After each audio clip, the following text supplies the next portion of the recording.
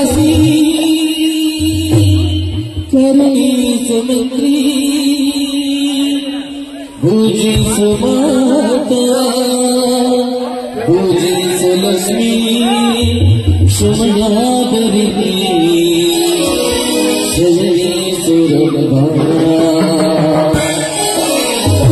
सुमति सुमति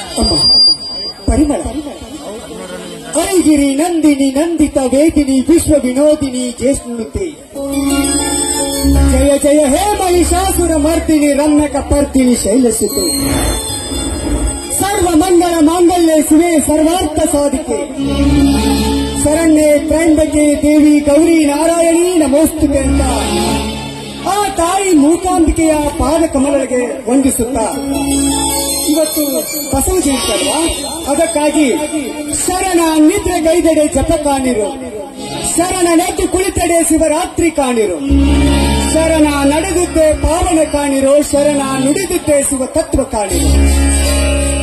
ಕೂಡಲ ಸಂಗನ ಶರಣರ ಕಾಲವೇ ಕೈಲಾಸ ಕಾಣಿರೋ ಅಂತ ಆ ಬಸವ ವಚನಾಮೃತವನ್ನ ನೆನೆದು ಭೂಮಿ ತಾಯಿಗೆ ಪೂಜೆ ಮಾಡಿ ಹಚ್ಚ ಹಸಿರಾಗಿ ಬೆಳೆದು ನಿಂತ ಪೈರಿಗೆ ಸಿಹಿ ಗಡಿಬಿನ ನೈವೇದ್ಯನ ಸಮರ್ಪಿಸೋಣ. ಅಷ್ಟರಲ್ಲಿ ನಾನು ಮೇಲಿನ ಹೊಲದಲ್ಲಿರೋ ತಮ್ಮನನ್ನ ಕರೆದುಕೊಂಡು ಬರ್ತೀನಿ.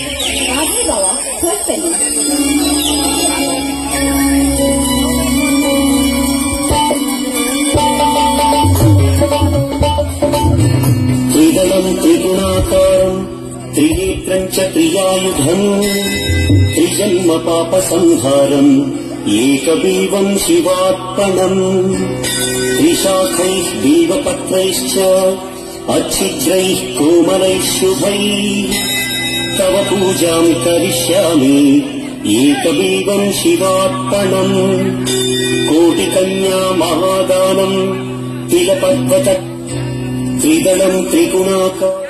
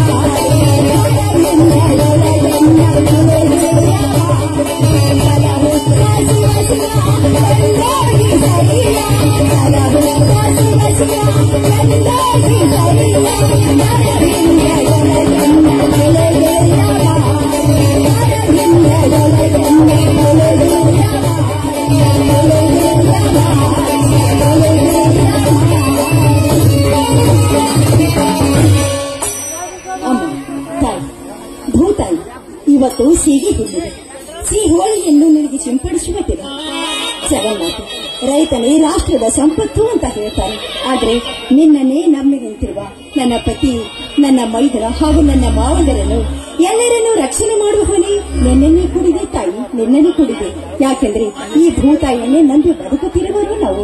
ಅಂದಮೇಲೆ ಇವತ್ತು ನಾನು ತಂದಿರುವ ಈ ಸಿಹಿ ಗಡಿಮನು ಇವತ್ತು ನಿನ್ನ ನೈವೇದ್ಯಕ್ಕೆ ಅಂತ ಅರ್ಪಿಸಿಕೊಳ್ತಾ ಇದ್ದೀನಿ.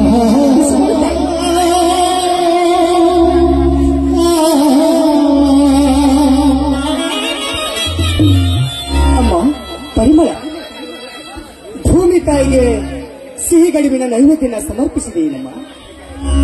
ಬನ್ನಿ ಮಾವ, ಈ ಭೂತಾಯಿ ನಾನು ಅರ್ಪಿಸುತ್ತಿರುವ ಈ ಸಿಹಿ ಗಡಿವಿನಿಂದ ಈ ತಾಯಿ ಯಾವತ್ತಿದ್ರೂ ಸಂತುಷ್ಟರಾಗಿದ್ದಾಳೆ. ಈಗ ನೀವು ನಮಸ್ಕಾರ ಮಾಡುವುದಂತೆ.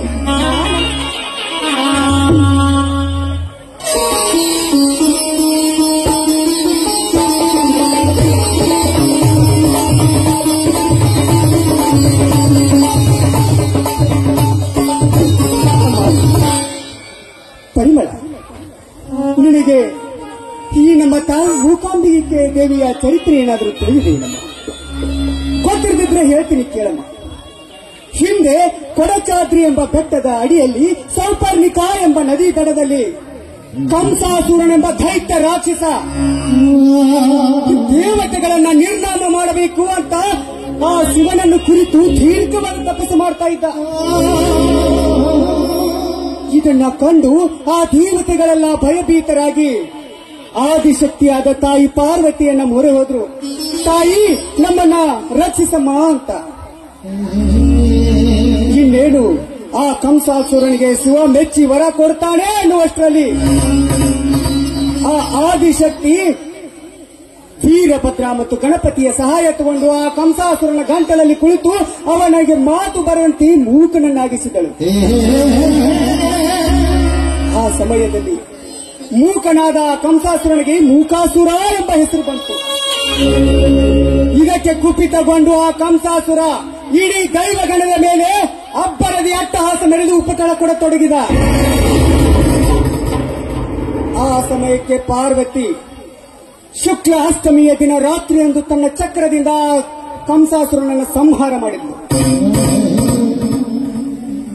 ಅಂದಿನಿಂದ ಆ ತಾಯಿಗೆ ಮೂಕಾಂಬಿಕೆ ಎಂಬ ಹೆಸರು ಬಂತು. ಆ ತಾಯಿ ಇಂದು ನಮ್ಮ ಸಸಾಲಟ್ಟಿ ಗ್ರಾಮದ ಮೂಕನಜಾಲಿ ತೋಟದಲ್ಲಿ ನೆಲೆಸಿ ಬಂದ ಭಕ್ತರಿಗೆ ಕಷ್ಟ ಕಾರ್ಪಣ್ಯಗಳನ್ನ ಕಳೆದು ಕಾಪಾಡುತ್ತಿದ್ದಾಳಮ್ಮ, ಕಾಪಾಡುತ್ತಿದ್ದಾಳೆ.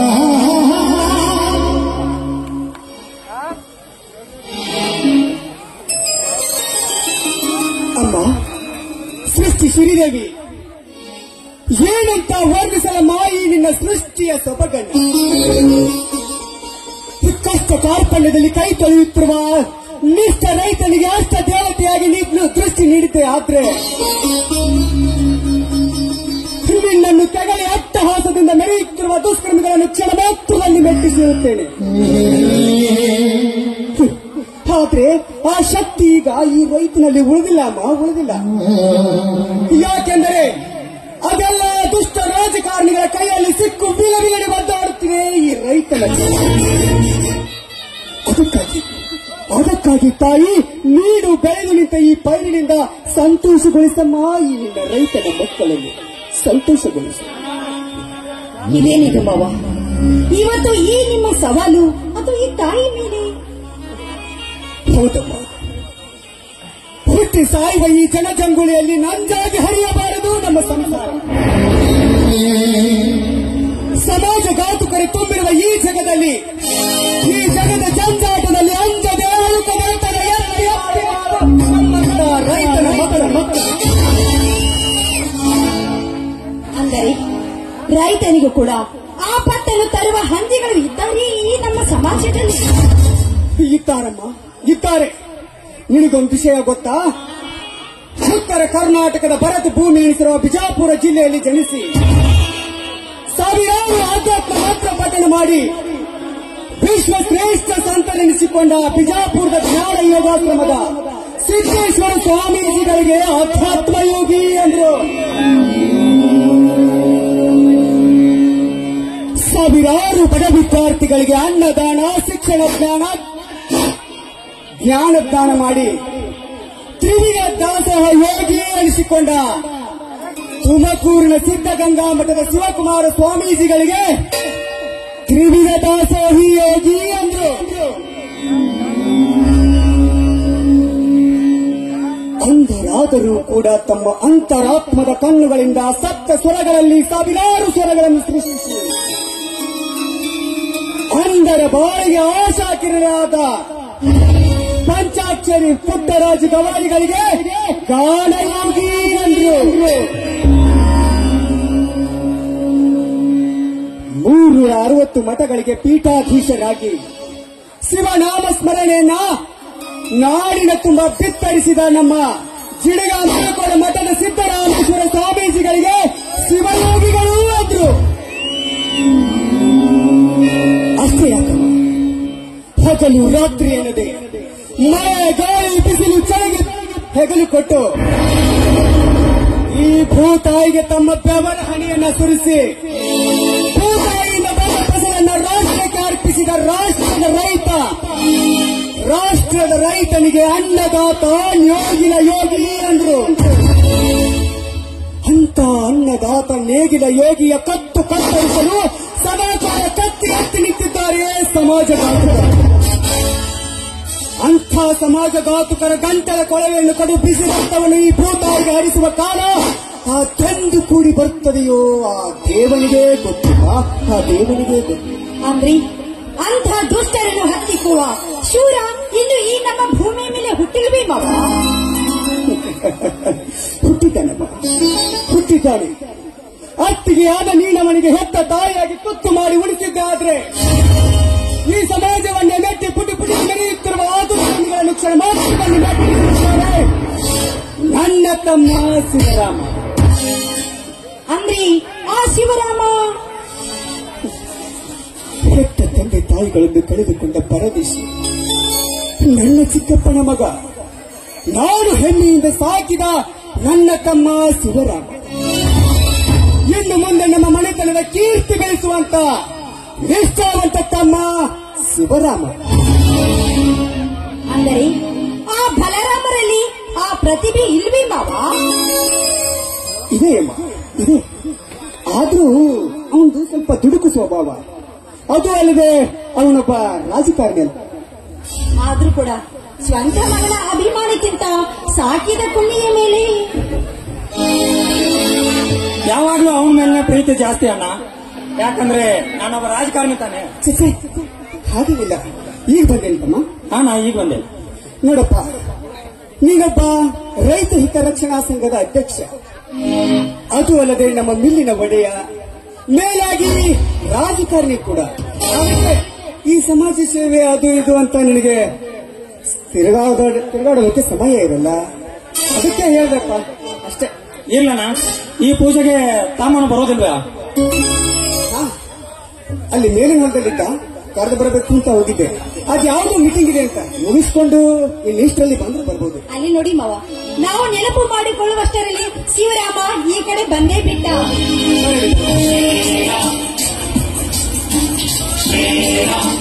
ಅಮ್ಮ, ಅತ್ತಿಗೆ ಈಗ ಬಂದೇನಪ್ಪ? ಹಾ, ಈಗ ತಾನೆ ಬಂದೆ. ಇದೇನ ಸೂರ, ನಿನ್ನ ಮೈ ತುಂಬ ಇಲ್ಲ ಗುಲಾನು? ಏನಾಯ್ತು ಅಣ್ಣ? ಈ ನಮ್ಮ ನಾಡಿನಲ್ಲಿ ಜನರನ್ನು ಬಿಟ್ಟರೆ ಏನೂ ಇಲ್ಲ ಅಂದಾಗ ಈ ಜನಮೆಚ್ಚಿದ ಜನರ ಆಶೀರ್ವಾದದ ಧೂಳನ್ನ ಈ ಜನರೇ ನಮ್ಮ ರಕ್ಷಕರು. ಇವರು ಈ ರಾಜ್ಯದ ಹಿಂದುಳಿದ ಜನಾಂಗಕ್ಕೆ ನಾಯಕನಾಗೆಂದು ಹೊರಸಿ ನನ್ನನ್ನು ಜನಸೇವಾ ಸಂಘದ ಅಧ್ಯಕ್ಷನಾಗಿ ಮಾಡಿದ್ದಾರಣ್ಣ. ಸಂತೋಷವಾಯಿತು ಸಹೋದರ, ಸಂತೋಷವಾಯಿತು. ನನ್ನೊಬ್ಬ ರೈತ ಹಿತರಕ್ಷಣಾ ಸಂಘದ ಅಧ್ಯಕ್ಷ, ನೀನೊಬ್ಬ ಜನಸೇವಾ ಸಮಿತಿಯ ಅಧ್ಯಕ್ಷ. ಗಂಡಿಗೆ ಬಿದ್ದ ತಮ್ಮನ ಕೀರ್ತಿ ಒಂದು ಕಡೆ ಆದ್ರೆ ಸಾಗಿದ ತಮ್ಮನ ಕೀರ್ತಿ ಇನ್ನೊಂದು ಕಡೆ. ನಿಮ್ಮಿಬ್ಬರನ್ನು ನನ್ನ ತಮ್ಮಂದಿರನ್ನಾಗಿ ಪಡೆದಿದ್ದು ನನ್ನ ಜನ್ಮ ಸಾರ್ಥಕವಾಯ್ತಪ್ಪ, ಸಾರ್ಥಕವಾಯಿತು. ಅಲ್ಲಿ ಈ ಬಂದೂಕು ಎಲ್ಲಿಂದ ಬಂತಪ್ಪ ನಿನಗೆ? ಅದೊಂದು ವಿಚಿತ್ರ ಸಂಗತಿ ಅತ್ತಿಗಮ್ಮ. ನನ್ನನ್ನ ಜನಸೇವಾ ಸಂಘದ ಅಧ್ಯಕ್ಷನನ್ನಾಗಿ ಮಾಡಿದ ಸಂತಸದ ನುಡಿಯಲ್ಲಿ ನಾನು ಜನರನ್ನು ಉದ್ದೇಶಿಸಿ ಭಾಷಣ ಮಾಡುತ್ತಿರುವಾಗ ನಮ್ಮ ಸಂಘದ ಅಭಿಮಾನಿ ಒಬ್ಬ ನನ್ನ ಅಬ್ಬರದ ಭಾಷಣವನ್ನು ಕೇಳಿ ಸರ್ಕಾರದ ಹುಕುಂ ಪ್ರಕಾರ ನನಗೆ ಈ ಬಂದೂಕನ್ನ ಕಾಣಿಕೆಯಾಗಿ ಕೊಟ್ಟ. ತಮ್ಮ, ಏನೆಂದು ಕಾಣಿಕೆಗೆ ಕೊಟ್ಟ? ಅಂದರಿಗೆ ಊರುಗೋಲಾಗಿ ಚಂದದಿ ಸಾಗುವ ಸಂಸಾರದಲ್ಲಿ ವಿಷರು ಬಂದು ಗೊತ್ತುವ ಮತಾಂಧರಿಗೆ ಚಂದ್ರಶೇಖರನಾಗಿ ನಾಡಿನ ಗರತಿಯರ ಕರುಳನ್ನೇ ಕೊರೆಯುವ ಮುಂದಾದಂತಹ ಅಂತಹ ದುಷ್ಟರಿಗೆ ಕೆರಳಿದ ಚಂದ್ರಶೇಖರನಾಗಿ ನಿತ್ಯ ಸತ್ಯದ ಮೇಲೆ ಕಾಲಿಟ್ಟು ವಿರುತ್ತಿರುವ ದುಷ್ಟರಿಗೆ ಕೆರಳಿದ ಗಂಡು ಹುಲಿಯಾಗಿ ದುಷ್ಟತನವನ್ನೇ ಮೈತುಂಬಿಕೊಂಡಿರುವ ಕಟುಕರಿಗೆ ಹಠಯೋಗಿ ಶಿವನಾಗಿ ಈ ಸಮಾಜವನ್ನ ರಕ್ಷಣೆ ಮಾಡೆಂದು ಈ ಬಂದೂಕನ್ನ ಕಾಣಿಕೆಯಾಗಿ ಕೊಟ್ಟಾನ. ನೋಡೋಣ, ಚೆನ್ನಾಗಿದೆಯಾ? ಎಂಥ ವೀರಾವೇಶದ ಮಾತು ಹೇಳಿದೆ ತಮ್ಮ, ಎಂಥ ವೀರಾವೇಶದ ಮಾತು ಹೇಳಿದೆ. ಇದೆಲ್ಲ ನಿನ್ನ ಹೆತ್ತ ತಾಯಿ ನಿರ್ಮಿಸಿದ ರಕ್ತದ ಕಣಗಳು.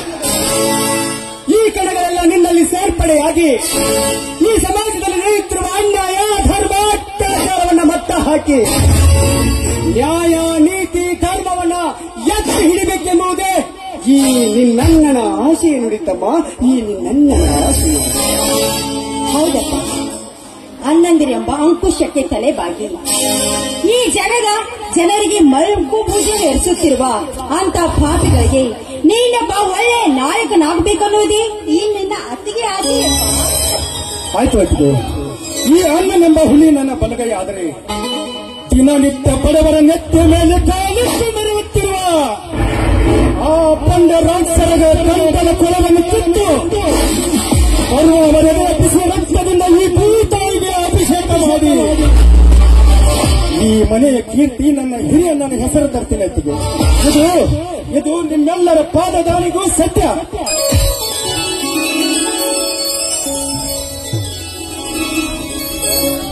ಇರಲಿ ಸಹೋದರ, ಈ ನಿನ್ನ ಶಿವರಾಮನೆಂಬ ಹೆಸರು ಈ ನಾಡಿನ ಉಸಿರಲ್ಲಿ ಸುವರ್ಣಾಕ್ಷರದಲ್ಲಿ ಬರಬೇಕು. ನೀನೊಬ್ಬ ಜನ ಮೆಚ್ಚಿದ ನಾಯಕ ಎಂಬ ನಿನ್ನ ಕೀರ್ತಿ ಇದೆ. ಇವರೆಲ್ಲರ ಪರವಾಗಿ ನಿನ್ನನ್ನಾಗಿ ನಾನು ಮಾಡುವ ನನಗೆ ಪರಮಾರ್ಥ. ಇವತ್ತು ಮೂಕಾಂಬಿಕೆ ದೇವಿಯ ರಥೋತ್ಸವವಾಯಿತು. ಅದು ಅಲ್ಲದೆ ಬಸವ ಜಯಂತಿ ಕೂಡ. ಈ ಸಂತೋಷದ ಸಮಯದಲ್ಲಿ ನಾವೆಲ್ಲರೂ ಒಂದು ಇಂಪಾದ ಗೀತೆಗೆ ಹಾಡಿ ಹೆಜ್ಜೆ ಹಾಕಿ ಕುಣಿಯೋಣವೇ? ಏನಂತೀಯಮ್ಮ? ಯಾಕೆ ಬೇಡ? ಇಷ್ಟೊಂದು ಅದ್ದೂರಿಯಾಗಿ ಜಾತ್ರೆ ನೆರವೇರಿಸಿ ನಮ್ಮನ್ನ ಇಲ್ಲಿಗೆ ಕರೆಸಿದ್ದಾರೆ. ಒಂದು ಹಾಡು ಹಾಡೋದು ಬೇಡವಾ?